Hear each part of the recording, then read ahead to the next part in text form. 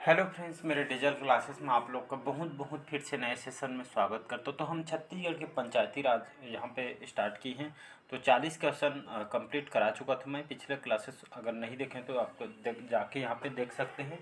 आपके सिलेबस पे हिसाब से क्वेश्चन को तैयार किए हैं। छत्तीसगढ़ के कोई भी एग्जाम की प्रिपरेशन कर रहे हैं, छात्रावास अधीक्षक, पटवारी वगैरह की वैकेंसी आने वाली है और साथ ही साथ पीएससी वगैरह की तैयारी कर रहे हैं, तो आप लगभग सभी एग्जाम को कवर कराएगी। छत्तीसगढ़ की जीएस आपको सब में देखने को मिलेगा। तो साथ ही साथ मैं बता दूं, छत्तीसगढ़ के जीएस मैं कंप्लीट करा चुका हूं।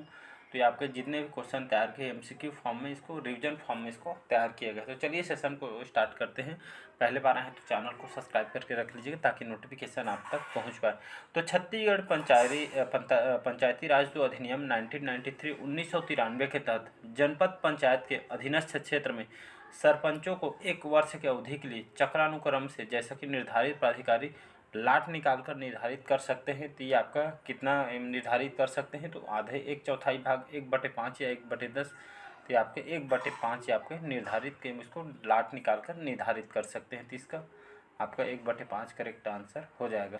अगला क्वेश्चन देखते हैं। छत्तीसगढ़ में प्रत्येक ग्राम पंचायत क्षेत्र को कम से कम वार्डों में विभाजित किया गया है। कहने का मतलब है छत्तीसगढ़ में जो प्रत्येक ग्राम पंचायत में कम से कम कितने वार्ड अनिवार्य किया गया है ग्राम पंचायत के लिए, तो 7, 10, 11 या 13। तो मिनिमम आपके पास 10 वार्ड होना चाहिए। ग्राम पंचायत आपके 10 वार्ड होने चाहिए, इसमें विभाजित किया है ग्राम पंचायत के लिए। आपके क्राइटेरिया रखी गई है।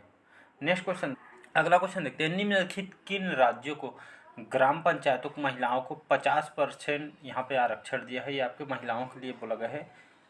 आंध्र प्रदेश, छत्तीसगढ़, गुजरात। तो ये आपके तीनों करेक्ट आंसर हो जाएगा। तो महिलाओं को 50% आरक्षण दिया गया है, इसको याद रखें। अगला क्वेश्चन देखते हैं। छत्तीसगढ़ पंचायती राज अधिनियम 1993 के तहत कोई भी व्यक्ति किसी भी स्थिति में निर्वाचित क्षेत्र पंचायत के पदाधिकारी के रूप में चुनाव के लिए, ये आपके 1 होते हैं, 2, 3 अधिक वार्डों से नहीं होगा, या आपके 4। तो ये आपके जो निर्वाचित क्षेत्र के पंचायत पदाधिकारी के रूप में चुनाव के लिए आपके जा सकते हैं। तो ये आपका एक करेक्ट आंसर हो जाएगा। अगला क्वेश्चन देखते हैं। जनपद पंचायत के बैठकों का आयोजन करता कौन होता है? मुख्य कार्यपालन अधिकारी जनपद पंचायत का, या जनपद पंचायत के अध्यक्ष होते हैं, जनपद पंचायत के उपाध्यक्ष है, या उपरोक्त में से कोई नहीं। तो इसका जो करेक्ट आंसर हो जाएगा डी ऑप्शन, उपरोक्त में से कोई नहीं इसका करेक्ट आंसर होता है। आपका सीजीपीएससी एसीएफ में क्वेश्चन पूछा गया है। तो इसका जो करेक्ट आंसर हो जाएगा आपका इनमें से कोई नहीं। आपका जनपद पंचायत के अध्यक्ष इसमें आयोजन करता होता है। तो जनपद पंचायत के जो बैठकों का आयोजन इससे कौन होता है? तो जनपद पंचायत के अध्यक्ष होते हैं। इसको मैं मतलब इसको ध्यान नहीं दिया था, तो इसका बी ऑप्शन याद रखिएगा। इनके द्वारा आयोजन करता होते हैं, इनके द्वारा आयोजन किया जाता है। अगला क्वेश्चन है। निम्नलिखित में से भारतीय संविधान का कौन सा संशोधन पंचायती राज व्यवस्था को संवैधानिक दर्जा प्रदान करता है? तो 71वां संविधान संशोधन, 72वां संविधान संशोधन, 73वां संविधान संशोधन, या डी है आपका 75वां संविधान संशोधन। इसका सी ऑप्शन करेक्ट आंसर हो जाएगा। तो भारतीय संविधान का जो आपका जो 73वां जो संविधान संशोधन है, ये आपके ये पंचायती राज व्यवस्था को संवैधानिक दर्जा प्रदान करता है। तो कई बार एग्जाम में एक क्वेश्चन पूछा जा चुका है, तो इसको याद रखिएगा। अगला क्वेश्चन देखते हैं। पंचायत चुनावों में अनुसूचित जातियों के लिए पदों को आरक्षण किस राज्य में लागू नहीं होगा? तो उत्तर प्रदेश में, असम में, अरुणाचल प्रदेश में, या आपके हरियाणा में। तो इसका जो करेक्ट आंसर हो जाएगा अरुणाचल प्रदेश करेक्ट आंसर हो जाएगा। यहाँ के पंचायत चुनाव में अरुणाचल प्रदेश के, जिसमें जो अनुसूचित जाति के लिए यहाँ पे पदों में आरक्षण यहाँ पे लागू नहीं है, ये आपका अरुणाचल प्रदेश में। तो इसको याद रखिए। अगला क्वेश्चन देखते हैं। अनुसूचित क्षेत्रों में ग्राम सभा के सम्मेलन की अध्यक्षता कौन करता है? याद रखें, अनुसूचित क्षेत्रों में जो ग्राम सभा के सम्मेलन की अध्यक्षता कौन करता है? सरपंच के द्वारा, उप सरपंच के द्वारा, या सरपंच या उप सरपंच के द्वारा, या डी है उपस्थित अनुसूचित जनजाति सदस्य जो ग्राम सभा द्वारा चुन के आए होते हैं या चुन के जाए हुए होते हैं। तो इसका डी ऑप्शन हो जाएगा करेक्ट आंसर। तो अनुसूचित क्षेत्रों में जो ग्राम सभा के सम्मेलन की अध्यक्षता, इसमें जो उपस्थित अनुसूचित जनजाति सदस्य जो ग्राम सभा द्वारा इनको चुने जाते हैं, तो इसकी अध्यक्षता करते हैं। तो इसको याद रख। अगला क्वेश्चन देखते हैं। सरकार की पंचायती राज प्रणाली को प्रमुख विशेषता इसमें से क्या है? तो इन्हें सरकार की 3 श्रेणियाँ यहाँ पे होती है। आपका करेक्ट है, त्रिस्तरीय है। इसका लक्ष्य गाँव को सामाजिक और आर्थिक न्याय प्रदान करता है, ये भी आपका करेक्ट है। ये या किसी खास करके इसी पंचायती राज प्रणाली को इसी के लिए लाया गया है। जिला परिषद में इसके सदस्य के रूप में कुल सांसद होते हैं, तो ये भी आपका करेक्ट है। तो इनमें से सभी आपके करेक्ट आंसर हो जाएगा। अगला क्वेश्चन देखते हैं। छत्तीसगढ़ में जनपद पंचायत अध्यक्षता के पद पर एक अध्यक्ष और एक उपाध्यक्ष कार्यरत होते हैं, जिनको कहा जाता है ग्राम सभा द्वारा निर्वाचित किया जाता है, गांव के द्वारा या ग्राम स्व सहायता समूह के द्वारा या आपके निर्वाचित सदस्य के द्वारा। तो ये किसका जो करेक्ट आंसर हो जाएगा, ग्राम सभा द्वारा निर्वाचित किया जाता है इनको।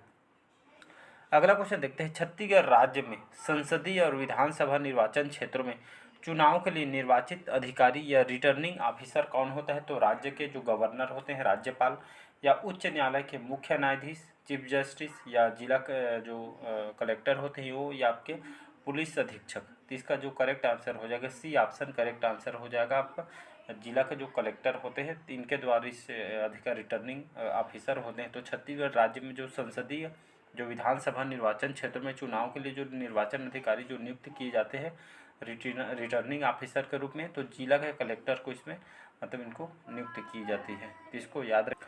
अगला क्वेश्चन देखते हैं। छत्तीसगढ़ पंचायती राज अधिनियम 1993 के तहत इस अधिनियम के अंतर्गत निर्दिष्ट अंतराल पर ग्राम सभा की बैठक बुलाने का उत्तरदायित्व होगा। ऐसा न होने के मामले में उन्हें उनके पद से इसको अयोग्य घोषित किया जा सकता है। तो जिला कलेक्टर को या तहसीलदार को या नायब तहसीलदार को या डी है आपके सरपंच को। तो इसका जो करेक्ट आंसर हो जाए गांव के जो सरपंच ग्राम पंचायत के जो सरपंच होते हैं, ये जो छत्तीसगढ़ राज्य पंचायती जो अधिनियम है 1993 के तहत इसमें नियम बताया गया है। तो इस अधिनियम के अंतर्गत जो ग्राम सभा की जो बैठक बुलाने का जो उत्तरदायित्व आपके सरपंच को होते हैं, और ये आपके उनके पद इनको अगर ये आपका इनको अगर इसको नहीं मानते हैं नियम को, उनको अयोग्य घोषित इसमें किया जा सकता है। तो इसको याद रखिएगा। अगला क्वेश्चन है। ग्राम पंचायत के निम्नांकित स्थायी समिति तथा उनके सचिवों को उनके नाम को सुमेलित यहाँ पे करना है। तो ये आपके ग्राम पंचायत के जो स्थायी समिति उनके सचिवों को नाम से मतलब सुमेलित करना है इसका। तो यहाँ पे देखते हैं जो सामान्य प्रशासन जो समिति हैं, ये आपका सचिव और ग्राम पंचायत के ये होते हैं। और शिक्षा स्वास्थ्य समाज कल्याण समिति ये आपके ग्रामीण विकास विभाग के सहायक विकास विस्तार अधिकारी होते हैं। कृषि पशुपालन और मत्स्य पालन समिति के ये आपका होते हैं आपका इसका सेकेंड ऑप्शन ये आपका कृषि विस्तार चिकित्सा अधिकारी। और राजस्व वन समिति ये आपके पटवारी और वन रक्षक इसके अधिकारी होते हैं।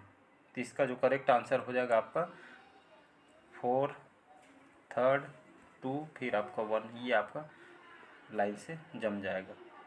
अगला क्वेश्चन देखते हैं। स्थानीय स्वशासन की राशि किसके द्वारा प्रदान की जाती है, किसके द्वारा प्रदत्त की जाती है या होती है? तो होता है तो कानून के द्वारा, केंद्रीय शासन के द्वारा, या इनमें से कोई नहीं। तो इसका इनमें से कोई नहीं, तो इसको याद रखिएगा। अगला क्वेश्चन देखते हैं। इनमें से कौन सा नियमित निकाय है या कोऑपरेटिव बॉडी है? तो आपका जिला पंचायत, ग्राम पंचायत, या आपके जनपद पंचायत, या उपयुक्त सभी। तो इनमें से नियमित निकाय या कॉर्पोरेट जो बॉडी आपके होते हैं तो उपरोक्त सभी। तो करेक्ट आंसर हो जाएगी जिला पंचायत, ग्राम पंचायत, जनपद पंचायत, ये सभी आपके कॉर्पोरेट बॉडी है, नियमित निकाय। अगला क्वेश्चन देखते हैं। भारत के संविधान के अनुच्छेद में पंचायतों की शक्तियों के बारे में और उनके अधिकारों और उनकी जिम्मेदारियों के प्रावधान हैं। आर्टिकल 243 के में, अनुच्छेद 243 ए में, या आपका अनुच्छेद 243 में, या अनुच्छेद 243 जी में, या डी है अनुच्छेद 243 में। तो ये आपके पंचायतों की शक्तियों और अधिकारों की जिम्मेदारी किस में बताया गया है? तो अनुच्छेद आर्टिकल नंबर 243 में बताया गया है। तो इसको याद रखिएगा, एग्जाम में आया हुआ क्वेश्चन है। अगला क्वेश्चन देखते हैं। भारत के संविधान के किस अनुच्छेद के तहत प्रत्येक ग्राम पंचायत में अनुसूचित जातियों और जनजातियों के लिए सीटों का आरक्षण प्रदान किया गया है? तो ये आपके अनुच्छेद आर्टिकल नंबर 243 डी में ये आपके इस संविधान अनुच्छेद के तहत प्रत्येक ग्राम पंचायत में अनुसूचित जातियों जनजातियों के लिए उनके सीटों को आरक्षण के यहाँ पे प्रदान किया गया है। अगला क्वेश्चन देखते हैं। भारत के संविधान के किस अनुच्छेद में पंचायतों के चुनाव के लिए प्रावधान किया गया है? तो ये आपके आर्टिकल नंबर अनुच्छेद 243 के में बताया गया है। इसको याद रखिए। तो भारतीय संविधान की इस अनुच्छेद में पंचायतों के चुनाव के लिए यहाँ पे प्रावधान किए गए हैं। अगला अगला क्वेश्चन देखते हैं यहाँ पे, संविधान में निम्नलिखित अनुसूचियों में कौन सी उन विषयों को सूचीबद्ध करती है जो राज्य कानून द्वारा पंचायतों को हस्तांतरित किए जा सकते हैं? तो संविधान की 8वीं अनुसूची में, संविधान की 11वीं अनुसूची में, संविधान की 12वीं अनुसूची में या संविधान की 10वीं अनुसूची में? तो ये आपके सूचीबद्ध करते हैं जिसमें राज्य कानून द्वारा पंचायतों को हस्तांतरित किए जाते हैं। संविधान की आपकी 11वीं अनुसूची, आर्टिकल नंबर आपके 11 में बताया गया है, तो इसको याद रखिएगा। अगला क्वेश्चन देखते हैं, ये भी क्वेश्चन पूछा गया है, 11वीं अनुसूची में अनुच्छेद 243 जी के अंतर्गत कितने विषयों को सम्मिलित किया गया है? तो 28, 29, 30 या 31 या इनमें से कोई नहीं।